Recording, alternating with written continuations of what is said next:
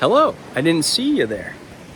My name is Quint Hubbard, and I'm going to be your guide through this summer course, Philosophy 387, Meaning of War. Coming to you live from Forest in Japan. I'll tell you more about that in a bit, but first I want to tell you more about the class itself. Now, most online classes are not very fun, especially if they're asynchronous. But this semester, I'm going to venture to make war as fun as it can possibly be. So this semester, I hope that all of us can step out of the traditional expectations that we have for an online asynchronous course, and all of us take an extra step into making this into something a little bit more fun and memorable than your typical classes might be. So you might be wondering, when you signed up for this class, the roster says that it's being taught by Walter Hubbard. Sounds like an 85-year-old man, but here I am. My name is Quint Hubbard, and Quint is a nickname because my full name is Walter George Hubbard V. Yeah, it's a bit of a mouthful, and Quint stands for 5, like quintuplets.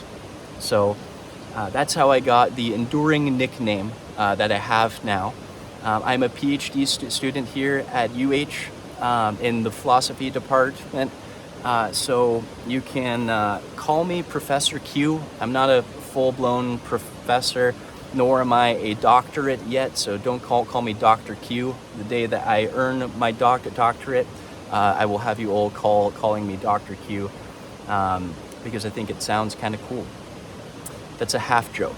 So, but I know that all of our names have a story connected to them, even if you think that it doesn't. So our first assignment in this class is going to be to share a little bit about who we all are. We've done this countless times at the start of all of our classes from elementary school until now, but I'm going to hope that in this first assignment, we approach this question in a new way. Who am I? You'll see what I mean when you read the first assignment that's been posted for this class. That will be due by the end of the night on our first day of class today on Tuesday. All right, I had to stand up there and move spots because I saw the biggest spider I've ever seen in my entire life just cruise by me. And another fact about me, I'm a bit of an arachnophobe. So a great time to be in the woods as an arachnophobe.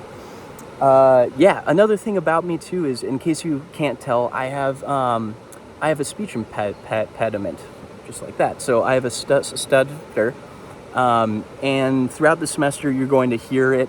Obviously I'm a teacher, so it doesn't bother me.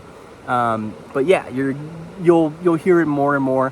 I encourage you all to share with me if you do have barriers to participate or challenges unique to you that you might face, especially in the context of this class and how you might learn uniquely to you. I'm here to help, and I'm here to work with you. So I admire all of the professors in my past that have worked with me, and I'm here to do the same for all of you. Okay, so this is a philosophy class, and most of the students who take this class are typically not philosophy majors. So I want to give a little bit background on what philosophy is.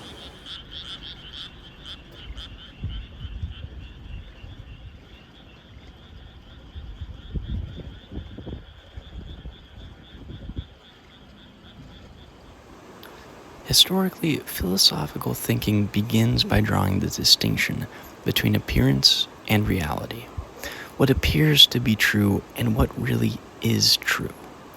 Classically, the distinction between appearance and reality is drawn in the field of metaphysics. Breaking that word down into its Greek roots, meta and physica, this literally means beyond the physical or thinking about the physical. Metaphysics seeks to answer questions like, is what we are experiencing real or some sort of sophisticated illusion? And what would it even mean to say that the world that we experience is real or illusory? Are there moral truths that exist independent of the human mind? Is there a God? And if not, what would this mean for humanity? Philosophy itself we can break down into its Greek roots, philo and sophia. Philo meaning the love of, and sophia meaning wisdom. Importantly, wisdom is not just the gathering of knowledge for knowledge's sake. Instead, wisdom is the art of being able to use this knowledge skillfully. For the Greeks, philosophy was a search for truth that would ultimately guide us to live good lives. For early Indian and Chinese philosophy, the focus of philosophy was harmony, both with human society and within the wider scope of the cosmos. These are distinctions that we'll get into later into the class. But for now, for us to understand what is real, we must first know things. So, accompanying metaphysics is the field of epistemology, or the study of knowledge. Episteme being the Greek root for knowledge, and ology, of course, being the root for the study of. So together, the study of knowledge. So epistemology seeks to understand the limits and or the possibilities of human reason to know what is true.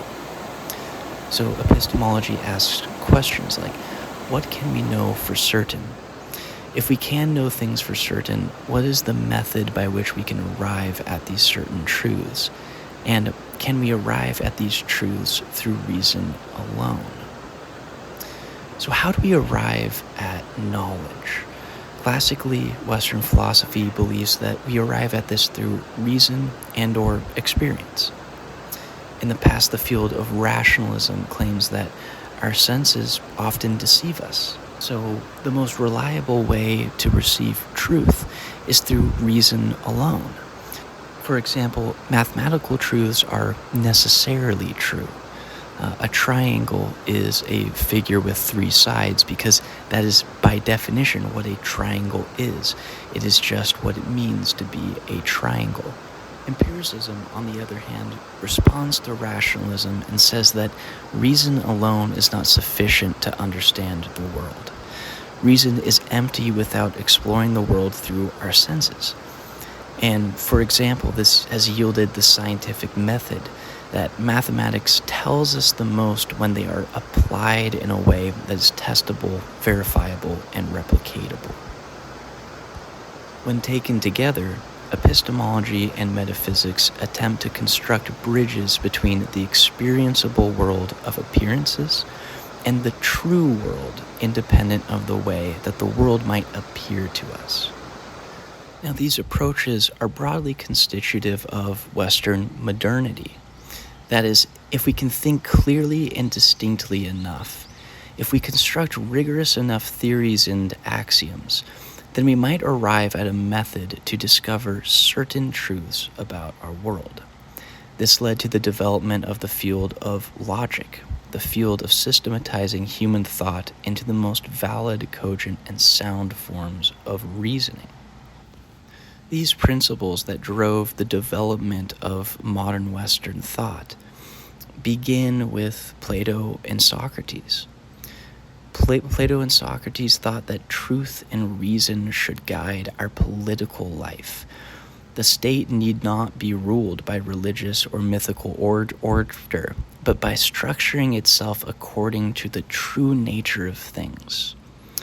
If the highest good of the state is, for example, justice, then to construct the perfect state, we must begin by understanding what justice is. This is the metaphysical inquiry that marks the start of Plato's Republic. And these principles mark the beginning of all modern Western political thought. Now, when you hear this, you might think, truth, objective truth? What are you talking about? What is right or wrong is culturally relative. Laws, nationality, and identity are just social constructs.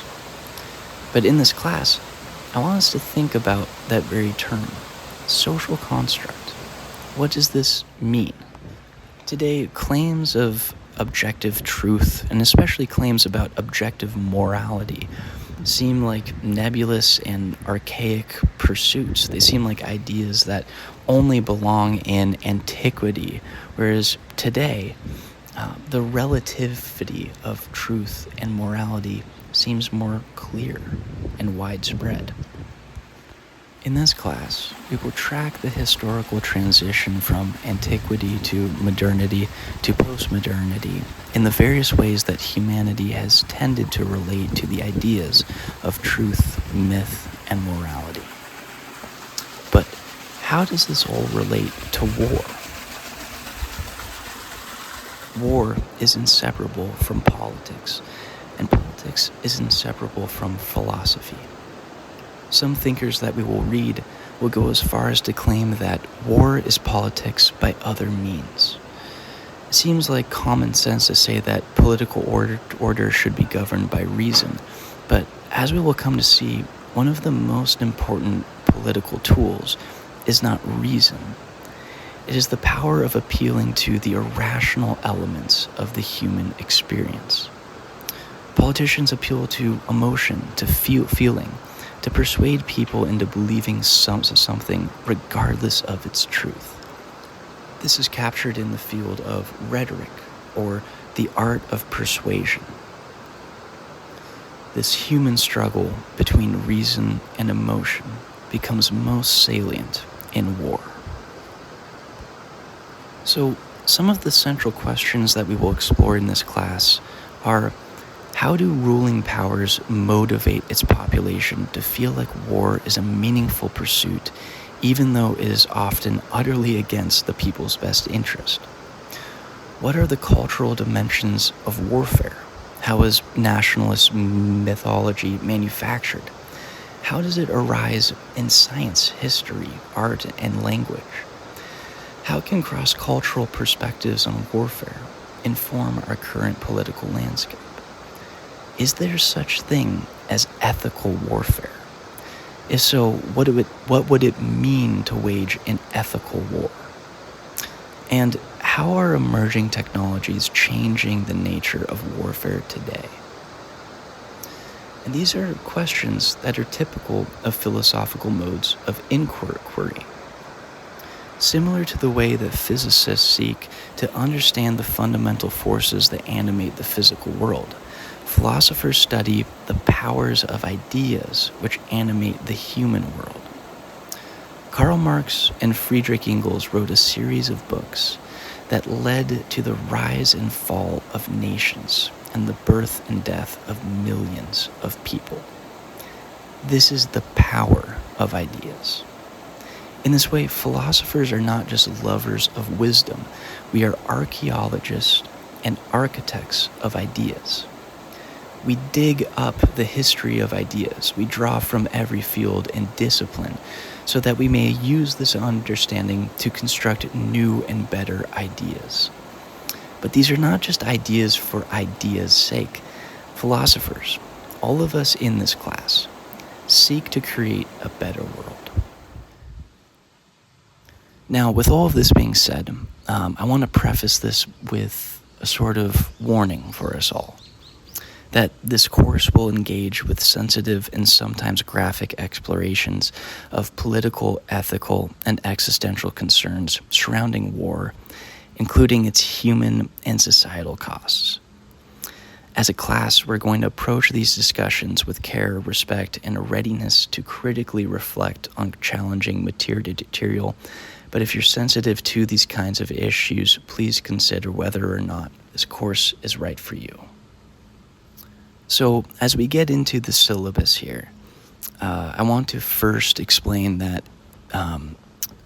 this course is going to be somewhat experimental for me. And that is that in the fall and spring, I teach this course as an in-person class. But this is the first time that I've taught this class in an online asynchronous format. And I'm still experimenting with this format. So as we go through the semester, I'm going to ask for your input as we go along. One of the main differences is that in the fall and spring semesters, we commonly work towards a final paper that's about 15 pages long. It's a research paper, and it's seen as an essential part of fulfilling the writing intensive requirement for this class.